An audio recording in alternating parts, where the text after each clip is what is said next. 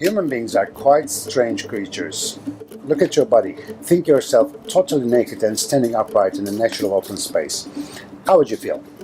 We probably all feel so vulnerable and anxious in such a situation. Do the other animals feel the same? Well, we don't think so.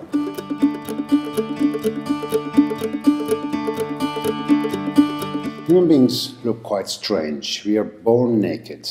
Our babies are very weak in terms of both bodies and minds.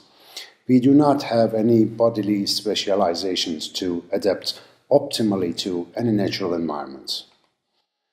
Unlike other animals, we constantly need to change our environment to survive, and we need to develop a very complicated means of cooperation by other human beings around us.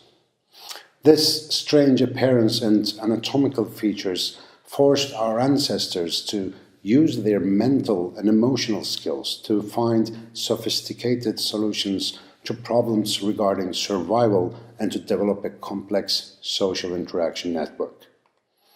One of the adaptations of a social animal is a set of instinctive mechanisms which enable that individual to connect, communicate, and cooperate with others of its kind. It is of vital importance, especially for a weak and powerless creature like humans. So during the course of the millions of years of biological evolution, we developed a very strong and effective set of neural and mental tools specific to complex social interaction.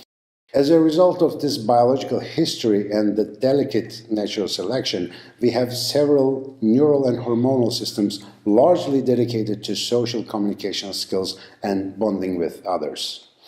For example, we have a now famous hormone, oxytocin, which is released by the central parts of your brain and interacts with several important physiological processes in your body.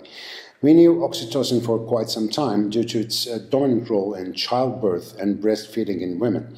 In both of these physiological events, oxytocin was thought to have a muscle contracting effect, enabling the delivery of the babies and ejection of the milk into the mouth of the baby.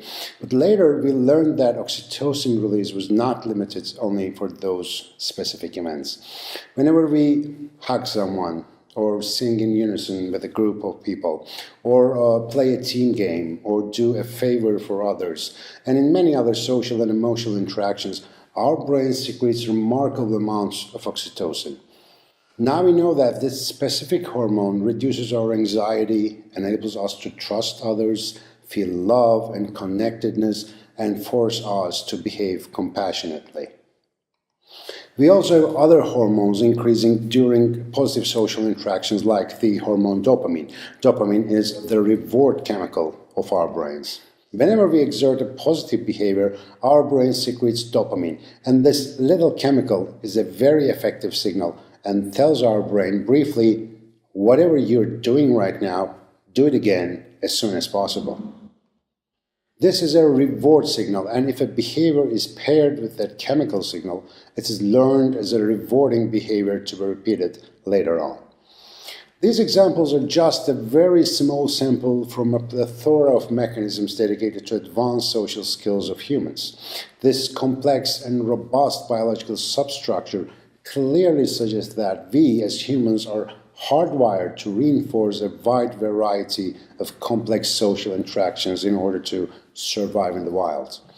But in our today's modern world, we almost forgot all of these basic needs coming from our biology, and we desperately try to understand what is wrong with today's way of living. Well, we are all products of a 3.5 billion years of research and development process, and we should gain a much better understanding about our biology to build and live a better life.